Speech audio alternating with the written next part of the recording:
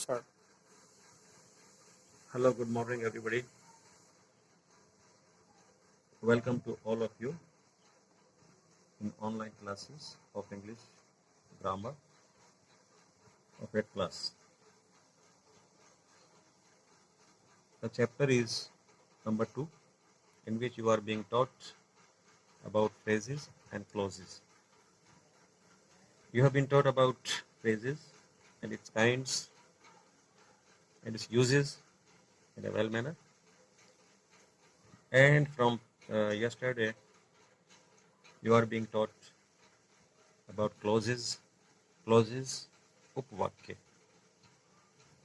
about clauses, its definition, its kinds, different kinds, its parts, its definition, what is clause, all things you have been taught. I hope you might have understood all these things well. Again, I would like to revise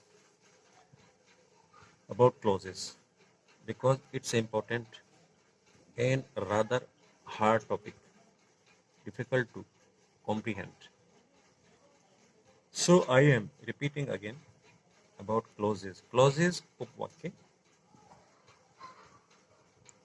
What is clause? Clause is a group of words that has a subject and a finite verb. इसमें subject होता है, finite verb होता है, उसे हम clause कहते हैं. On the contrary हमने पढ़ा था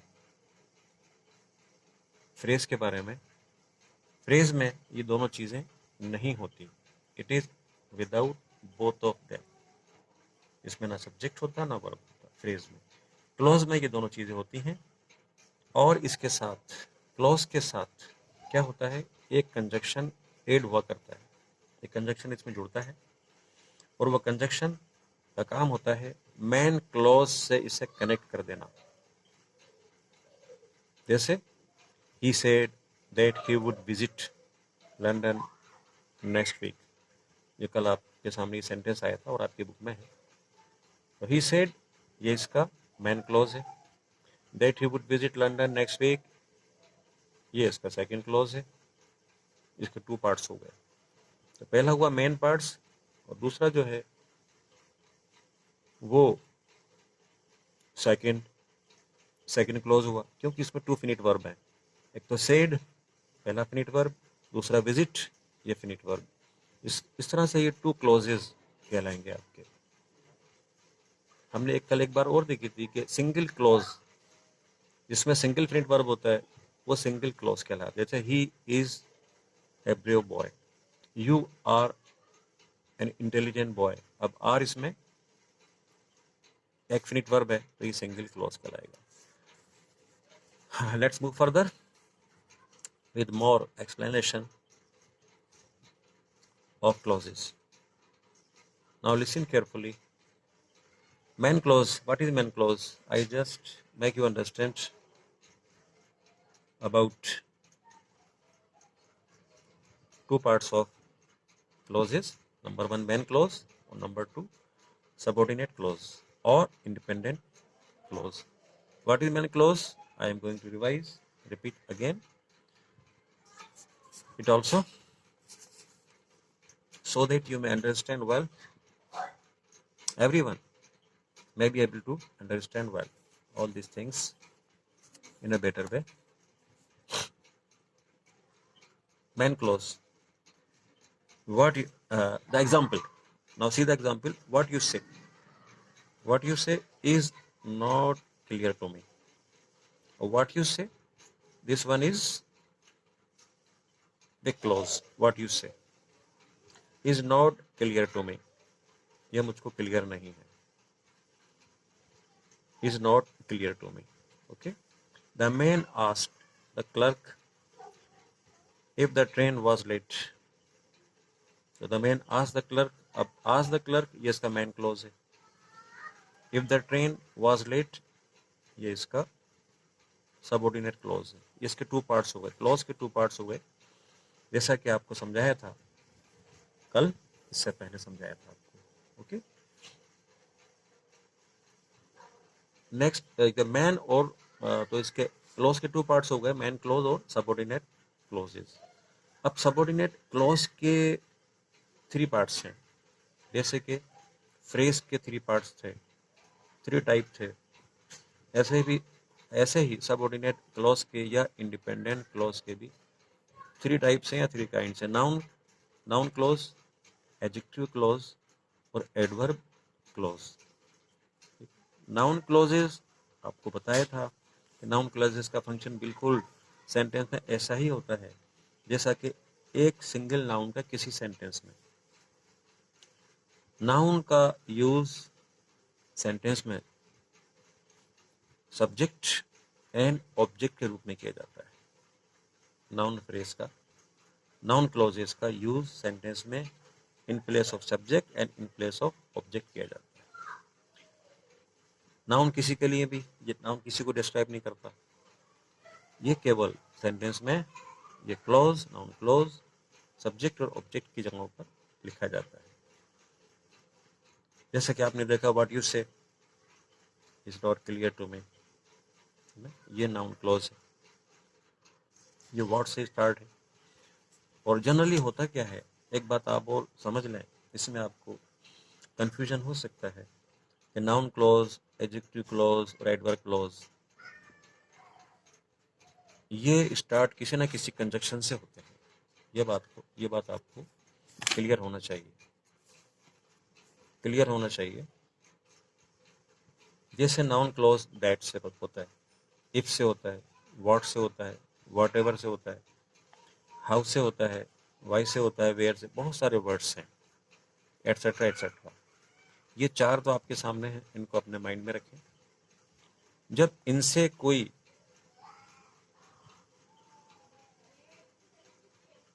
कोई क्लॉज स्टार्ट होता है तो आप समझ जाइए कि वो नाउन क्लॉज है। ठीक है, इसमें एक बात मैं और ऐड कर दूं या क्लियर कर दूं आपको कि डेट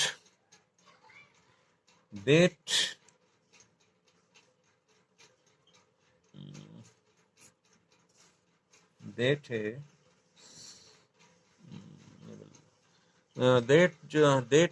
डेट है, इफ है, व्हाट है, डेट, इफ, व्हेन, बिकॉज। ये जो कंजक्शंस हैं, ये कंजक्शंस नाउन में भी आते हैं और एडवर्ब के अंदर भी आते हैं। तो ये कॉमन कंजक्शन, अब जो कॉमन कंजक्शंस हैं ये आपको कंफ्यूज करेंगे। जैसा कि मैंने आपको पहले बताया कि मैंने कहा था डेट, इफ, व्हाट, इनको आप देख ले तो समझ जाइए कि ये नाउन क्लॉज है। तो ऐसा ये बिल्कुल सही है, काफ़ी हद तक ये बात सही है ना। लेकिन इसमें एक आपको जो मेन चीज़ देखना है फाइंड आउट करने के लिए कि ये नाउन क्लॉज है, एडजेक्टिव क्लॉज है या एडवर्ब क्लॉज है, उसमें आपको इसके फंक्शन को फोकस करना पड़ेगा। डेट के बाद जो सेंटेंस है, वो सेंटेंस डेट के बाद जो क्लॉज है, ठीक है ना, आपको ये देखना होगा कि वो क्लॉज उसका फंक्शन क्या है। उसका फंक्शन एज ए एडवर्ब है, एडवर्ब के रूप में काम कर रहा है, या वो एज ए नाउन के रूप में काम कर रहा है। ये है मेन थिंग, मेन इस बात को फोकस करना है आपको, यही चीज़ होगा। क्योंकि जैसे एडजेक्टिव का काम होता है विशेषता बताना है नाउन या प्रोनाउन के बारे में, एडवर्ब किसके बारे में आता है, यह आता है वर्ब के बारे में, यह आता है एडजेक्टिव को डिस्क्राइब करता है उसके बारे में आता है, ये एडवर्ब अनदर एडवर्ब के बारे में आता है, जैसा कि आपको पहले भी बताया जा चुका है। तो हमें इसके फंक्शन को ध्यान रखना है, इनको देखकर कंफ्यूज नहीं होना है कि ये डेट नाउन में भी आ गया और डेट एडवर्ब के अंदर भी आ गया। तो ये चीज, इन चीजों को देख के आपको फंक्शन को देखना है, फंक्शन को आपको देखना है। जिसे मैं आपको एग्जांपल दूं,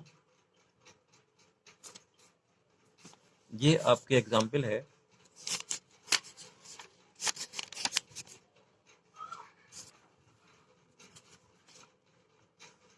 ये आप इस एग्जांपल को देखें क्लॉज के,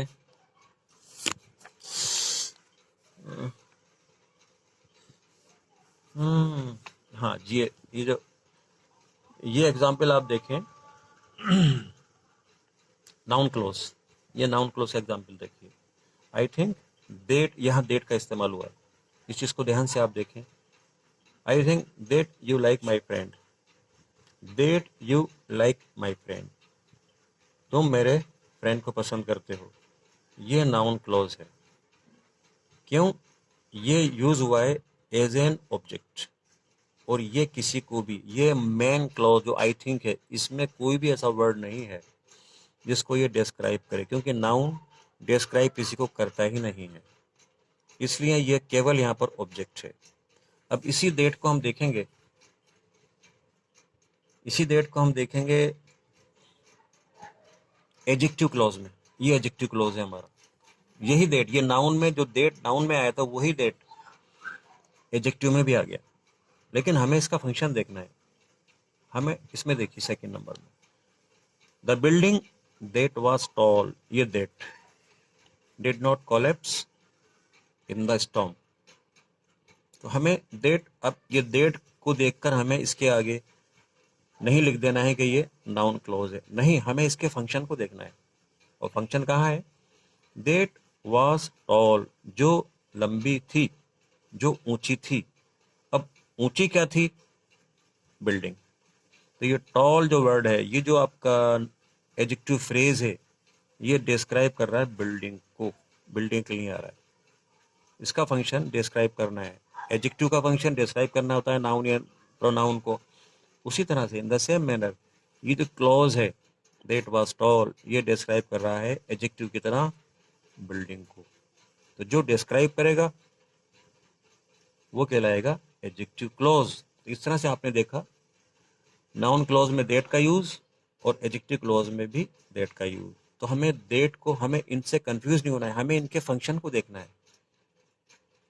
नेक्स्ट है, नेक्स्ट हमें इसमें तो ये हुआ dependent clauses does not make complete valid distance. हाँ, यहाँ पर आपको इसके बाद हम पढ़ेंगे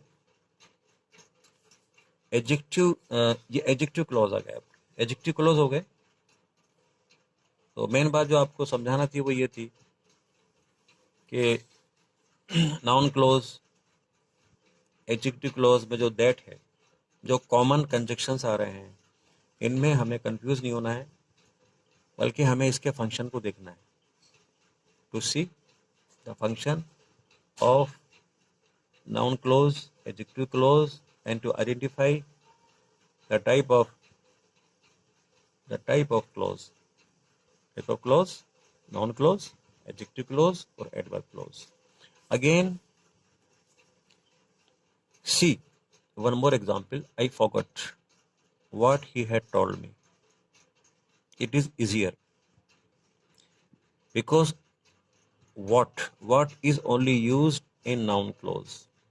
So there is no difficulty such kind of sentences because it contains that. The phrase starts with what he had told me. What he had told me, इससे उसने बताया what he had told me। तो यहाँ what तो है केवल noun clause के लिए आता है, इसलिए ये बात क्लियर है। आप आंख मीच के लिख देंगे कि ये नाउन क्लॉज है। थर्ड आप देखेंगे why he left the house is still mystery। यहाँ हम देख रहे हैं ये नाउन क्लॉज why से स्टार्ट हो रहा है। तो हमें why, ये जो वर्ड्स आ रहे हैं कंजक्शंस, हमें इनको इतना नहीं देना, इनको इतना फोकस नहीं करना है जितना इनके साथ जो फ्रेज है उसके मीनिंग को हमें फोकस करना है, उसके फंक्शन को हमें फोकस करना है।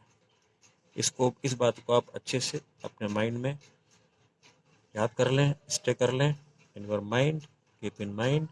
तो why he left the house is still a mystery.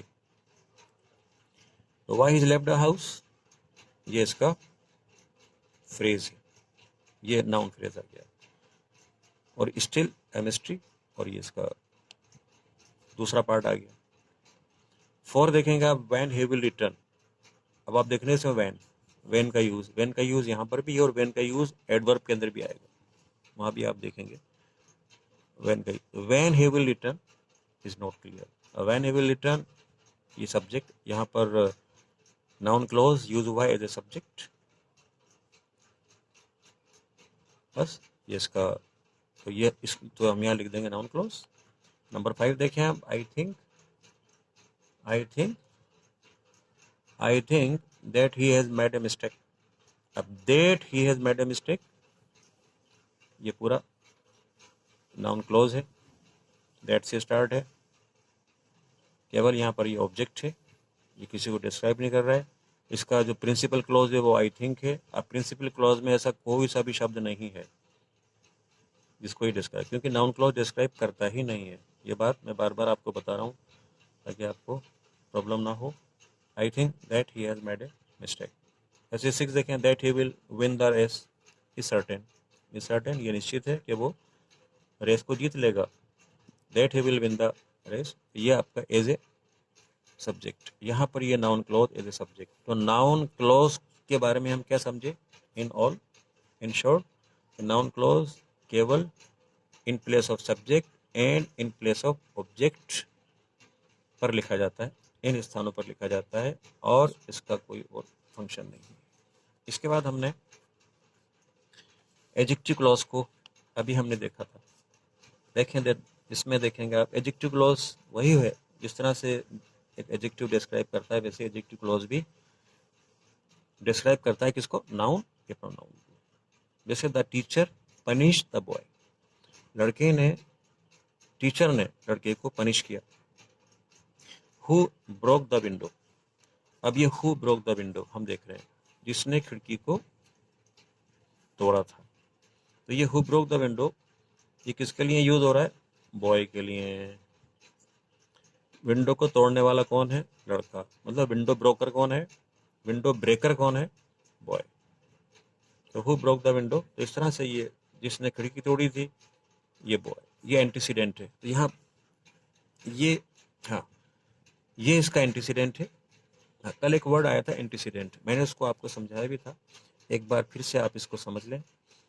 Antecedent केवल एडजेक्टिव क्लॉज में ही यूज किया जाता है। नाउन क्लॉज में, एडवर्ब क्लॉज में एंटीसीडेंट नहीं होता, केवल एडजेक्टिव क्लॉज में एंटीसीडेंट होता है। एंटीसीडेंट क्या होता है, एक बार फिर मैं आपको बता देता हूँ। The teacher punish the boy who broke the window. Who किसके लिए आ रहा है, बॉय के लिए, ठीक है। तो हु, तो इसमें हु क्या हुआ, हु इसमें हुआ रिलेटिव प्रोनाउन, और बॉय कौन हुआ, इसका एंटीसीडेंट, ठीक है। एक बात और ध्यान रखें आप कि रिलेटिव प्रोनाउन ये हु, हुज और हुम, हु, हुज और हुम, दैट, विच और दोज, ये आपके रिलेटिव प्रोनाउंस हैं। तो यहाँ जो हु है, तो ये जो रिलेटिव प्रोनाउन है ये हमेशा एंटीसीडेंट के पैरेलल आते हैं, इस बात को आप ध्यान रखें।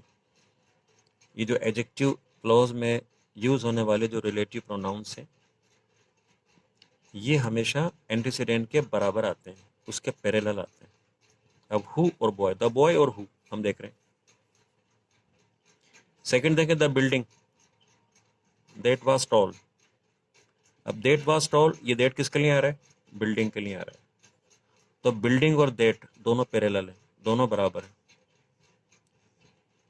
वैसे एक्चुअल में यह सेंटेंस क्या है अगर देखा जाए तो, द बिल्डिंग, इसको मैं देखिए द बिल्डिंग, इसका दूसरा सेंटेंस क्या, the building did not collapse in the storm.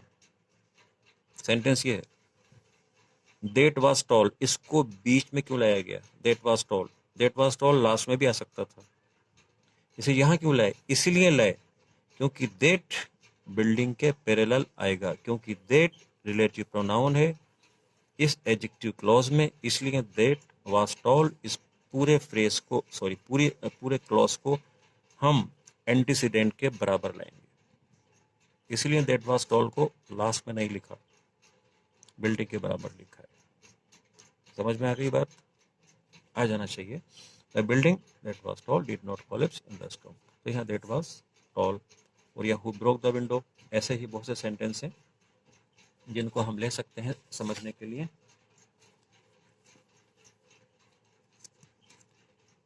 Now I move to adverb clause. Adverb clause. As you already know about the adverb, it describes, it is used for a verb, it is used for an adjective, it is used for an adverb itself. Now you may have examples of adverb clause. Walk fast so that you may catch the bus. Walk fast, you may catch. Now look at this adverb clause. You may catch the bus. Please pay attention. You, so that, जिससे जल्दी चलो, जिससे कि तुम बस को पकड़ सको. अब इसको इस तरह समझे. You may catch the bus, जिस, ताकि तुम बस को पकड़ सको. तो बस को पकड़ने के लिए तुम्हें क्या करना है? चलना है, तेज चलना है, मतलब वॉक करना है. ये वॉक. तो ये जो कंप्लीट आप देख रहे हैं, ये जो क्लॉज आया, ये क्लॉज किसके लिए इस्तेमाल हो रहा है? वर्ब के लिए आ रहा है, क्योंकि एडवर्ब वर्ब को मॉडिफाई करता है, वर्ब के लिए इस्तेमाल होता है. तो ये क्या, you may catch the bus, ये क्या हुआ? So that you may catch the bus, ये एडवर्ब क्लॉज हुआ. ये एडवर्ब क्लॉज कहेंगे इसको.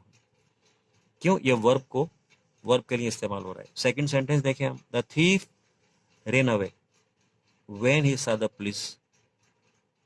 चोर भाग खड़ा हुआ जब उसने पुलिस को देखा. तो when he saw the police, जब उसने पुलिस को देखा. जब चोर ने पुलिस को देखा तो क्या हुआ? रेन भागा, मतलब रेन अवे, भाग गया. तो when he saw the police, ये जो फ्रेज है, ये जो क्लॉज है, ये रेन के लिए आ रहा है यहाँ पर. ये भी वर्ब के लिए आ रहा है. तो ये वर्ब के लिए आ रहा है, इसलिए ये क्या कहलाएगा? Adverb clause. ठीक है. थर्ड देखें आप. I shall not help you because I have no money. अब because I have no money, क्योंकि मेरे पास पैसे नहीं है. अब क्योंकि मेरे पास पैसे नहीं है तो मैं क्या नहीं कर सकता? बताइए, क्या नहीं कर सकता मैं? हेल्प. मैं हेल्प नहीं कर सकता.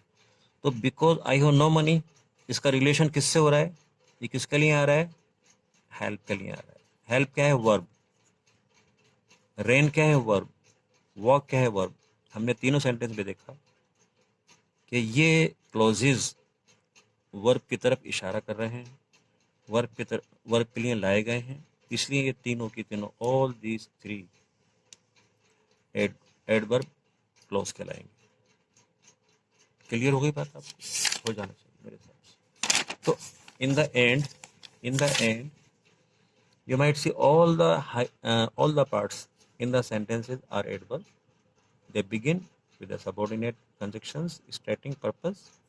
एक में पर्पस है पहले वाले में, सेकंड में टाइम है, और लास्ट में रीज़न है. एडवर्ब के बहुत सारे काइंड हैं आपके. एडवर्ब ऑफ कंडीशन भी है, एडवर्ब ऑफ टाइम जैसा कि आपने सुना, एडवर्ब ऑफ रीज़न है, एडवर्ब ऑफ सपोजिशन है, एडवर्ब ऑफ मैनर है, एडवर्ब ऑफ, इस तरह के जो adverb of manner, adverb of time, adverb of degree, ये सारे एडवर्ब्स को आप देखें. ये आपकी प्रीवियस क्लास में लेसन नंबर 10 है 7th क्लास में, फ्रेजेस और क्लोजेस. इसको आप ज़रूर देखें. आपको जहाँ डाउट्स हो उनको आप ज़रूर देखें. बहुत ज़रूरी देखना है. ये थोड़ा सा इम्पोर्टेंट चैप्टर है आपका, इम्पोर्टेंट भी है, थोड़ा मेहनत भी मांगता है, आपका अटेंशन भी चाहता है. तो ये आपका चैप्टर सेकंड चैप्टर फिनिश हो गया for today. That's all. Thank you so much.